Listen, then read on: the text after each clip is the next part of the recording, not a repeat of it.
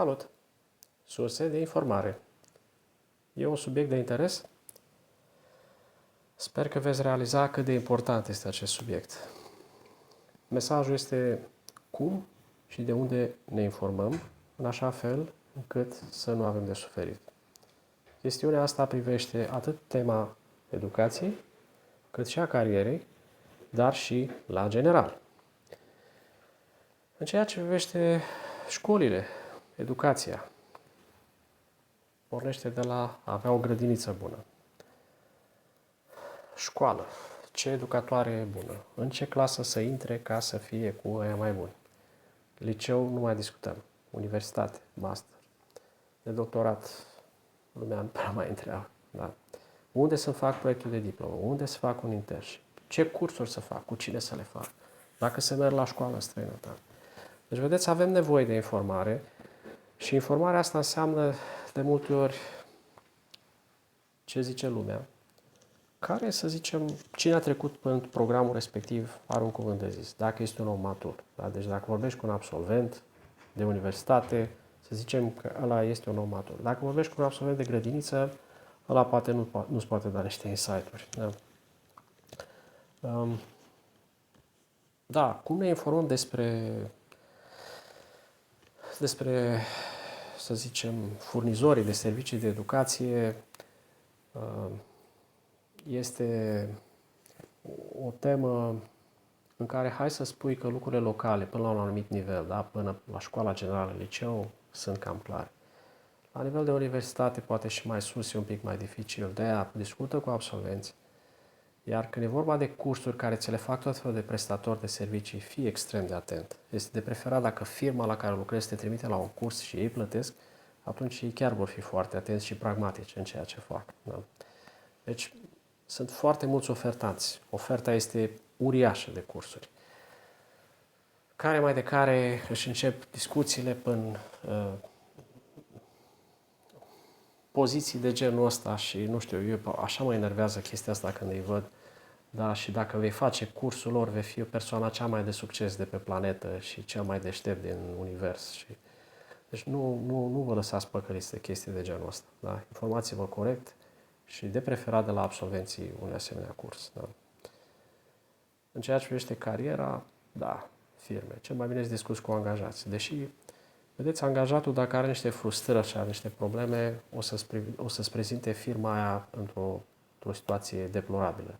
Mai ales dacă firma aia este prima firmă pentru care el lucrează. O să zică, așa ceva nu se poate. Dar el nu are termen de comparație, da? Să vadă că în alte părți poate fi mult mai rău. Da?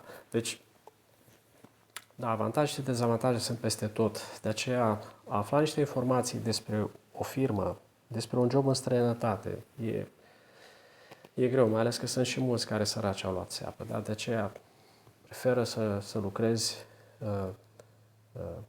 cu cineva cu care mai fost înainte, dacă nu, să afli niște lucruri de la oameni care lucrează deja în sistem. Da? Să te ajute. Și oamenii ăia să fie niște oameni rezonabili.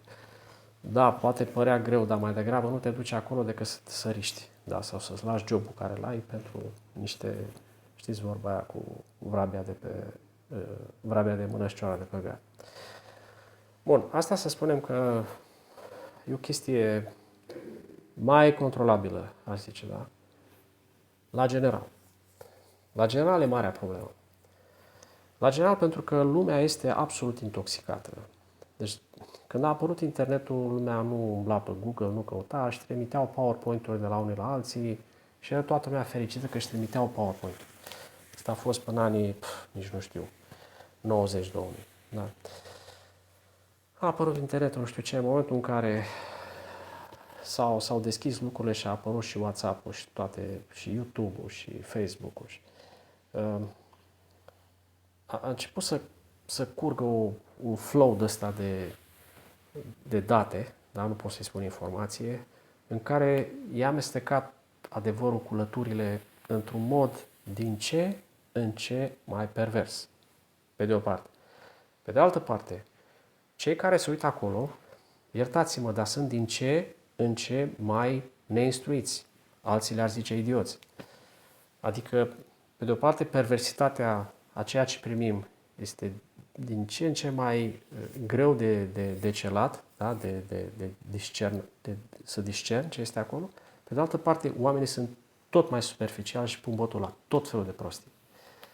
Acum, trebuie să înțelegeți că există o adevărată mașinărie de produs lături. Înainte era industria cinematografică în care făceau specialiștii în trucaje, cu cascadori, cu nu știu ce, și din niște șmecherii care le făceau, păcăleau ochiul, păcăleau mijloacele noastre de percepție și se păreau, ia uite mă, ăla chiar a făcut treaba asta, wow, oare cum s-a fi întâmplat chestia? Ăla chiar a zburat, ăla chiar a băgat mâna în foc, ăla, nu știu, a trecut până explozie și n-a pățit nimic. Sau, lucrurile astea au devenit tot mai simple de făcut acum și merg dincolo de aspectele vizuale sau audio, merg mult spre partea de adresabilitate intelectuală. Zilele trecute am primit cineva că ați auzit că chinezii deja fac 10G, mă refer la telefonie. Și mi-a trimis un cunoscut chestia asta și am zis, dar eu nu citesc asemenea mesaje. Păi cum? Păi de ce? Că cum? Și am zis, ai făcut o documentare înainte? Da, a făcut o documentare și o prostie. Deci, de la o simplă documentare pe care a făcut-o. Deci, trebuie să înțelegem că nu tot ce zboară se mănâncă. Într-o chestiune de genul ăsta, trebuie să fii foarte circumspect. În primul rând, trebuie să vezi cine ar avea de câștigat. Știu că e greu. E foarte greu să-ți dai seama de lucrul ăsta, dar dintr-o așa zisă sursă de informare neutră, finuță, care îți apare așa peste noapte, stai și te gândești, dar cine și ce ar avea de câștigat de acolo? Da? Ca să ajungă la mine informația asta. Da? E greu să-ți dai seama, dar dacă vei săpa, îți vei da seama că cineva are de câștigat. Pe de altă parte, trebuie să vezi ce frustrări are omul sau ce probleme are omul care îți transmite chestia asta. Da? Dacă e unul care se uită strâmb și spune că lucrurile sunt strâmbe, normal că la și un lucru drept o să vadă strâmb. Da? Prin urmare, nu considerați informație nimic din ce provine dintr-o sursă care nu este credibilă. Pe de altă parte, uitați-vă la modul în care acea informație vă este livrată. Dacă vă e livrată căutând să vă provoace frica sau curiozitatea sau o anumită emoție sau dorința de răzbunare, din start ăla este un lucru care nu e curat. Da? Pentru că informația trebuie transmisă sec. Asta este un lucru al unui jurnalist, da? Să-ți transmită informația obiectivă și din niște surse verificate. Nu așa ce aude și el pe stânga și pe dreapta ți-o pune în față obiectiv. Nu, el trebuie să verifice sursele și după aia să ți le prezinte în față obiectivă. Adică el nu să fie ca o mașină, dar să nu ducă spre opinii personale ceea ce face. Au apărut așa zisele hoax-uri sau farse pe internet. Țin minte că eram cu niște ingineri de aviație, eram vreo 6-7 persoane care știam ce înseamnă avion, știam ce înseamnă pilotaj, știam ce înseamnă aterizare. Da. Și am pus botul toți la o farsă pe internet extraordinar de bine făcută. Deci, repet, extraordinar. După care a mai fost o altă farsă și am aflat de ea mai târziu, dacă erau niște farse. Deci, sunt lucruri extrem de bine făcute care sunt de-a dreptul perverse, ar spune, da? Și, practic, vă captează atenția, emoția, energia, în loc să vă ocupați de familie și de lucruri care să vă ajute să vă dezvoltați, într-adevăr, sau să ziceți și voi în Tatăl nostru seara, stați și vă consumați în asemenea tâmpenii, da? Care, repet, alea nu sunt surse de informare. Da? Deci, ce ar trebui să fac? Păi, dacă afli ceva, fă o documentare paralel. Butonează pe Google 3-4 surse și să vezi imediat, îți dai seama despre ce e vorba. Pe de altă parte, am avut situații în care din apropiați sau din mai puțin apropiați mă întrebau, uite, s-a întâmplat asta, ce zici, ce facem, ce ne facem? Și mă documentam și spuneam, păi, e o prostie, uite, lucrurile stau așa, așa, așa.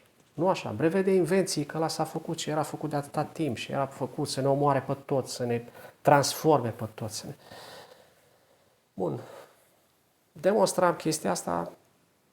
Omul, în loc să se bucure că a aflat adevărul, zicea, da, bine, mersi. A doua, a treia zi, pac, venea cu altă bombă. O luam, o întorceam pe toate fețele, îmi dădeam seama despre ce e vorba, le spuneam, bă, lucrurile astea așa. A, da, peste o săptămână, iar, pum, altă bombă. Și mi-am dat seama, sunt unii care sunt pasionați să hrănesc de asemenea prostii. Da? Dacă viața ta este televizorul sau netul, tu te transformi, deci interiorul tău se transformă, are nevoie de asemenea alături. Nici nu știu cum să răspund altfel, iertați. Da. E o vorbă foarte frumoasă care este Sfântul Paisie Aghiorotul. Întreabă o albină ce este lumea și o să spună că este numai flori, culoare, parfum, nectar și întreabă o muscă ce este lumea. Da? Deci ține de noi dacă vrem să fim albine sau muște. Da? Deci, vedeți, am plecat de la educație și carieră. Strict. Furnizori de servicii educaționale și firme pentru care se merită să lucrăm. Totuși, am preferat să extrapolez, să merg la cum ne informăm în general, pentru că este o problemă foarte, foarte mare. Cunosc oameni cu multă școală care au picat în asemenea capcane și sunt absolut îngrozit de ce mesaje pot să-mi trimită. Vă spun sincer, oameni care s-au racordat la niște canale de astea externe, de niște indivizi care cunosc cum funcționează natura umană, propagă asemenea mesaje și câștigă bani din ele, pentru că nimeni nu face așa ceva ca să se distreze oameni buni. Chestiile astea costă bani, să fac bani mulți din treaba asta. Din a vă manipula și a vă menține într-o fază de asta, într-o stare de frică, de anxietate, de teroare continuă. De ce? Pentru că stați conectați la ele. Pe de o parte, pe de altă parte, pentru că vă este lene să vă documentați sau măcar să întrebați în stânga-dreapta. Nu faceți altceva decât vă îngroziți și transmiteți mesajele mai departe, așa cum vă zice la sfârșit. Transmite mesajul ăsta către toți care știi. De ce faceți chestia asta? Deci, deconectați-vă de la prostiile astea. Mai degrabă plimbați-vă într-un parc, vorbiți cu un prieten, beți o bere cu un tovarăș mai vechi, puneți mâna pe o carte. 2. Dacă vine la voi vreo bombă de asta, nu puneți botul. Documentați-vă. Pe de altă parte, vedeți, din partea cui vine această întrebare. Da? Și dacă veți avea de-a face în mod sistematic cu muște, atunci spuneți-le elegant. Fraților, eu sunt o albină. Prefer să-mi petrec timpul împreună cu celelalte albine și să producem miere. Vă mulțumesc. La revedere!